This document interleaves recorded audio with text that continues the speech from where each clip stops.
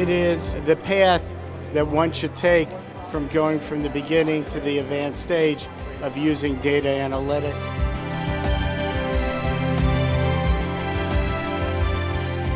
Learning about how companies are integrating different systems together, and then networking, meeting people, learning how people are using data for machine learning and predictive analytics.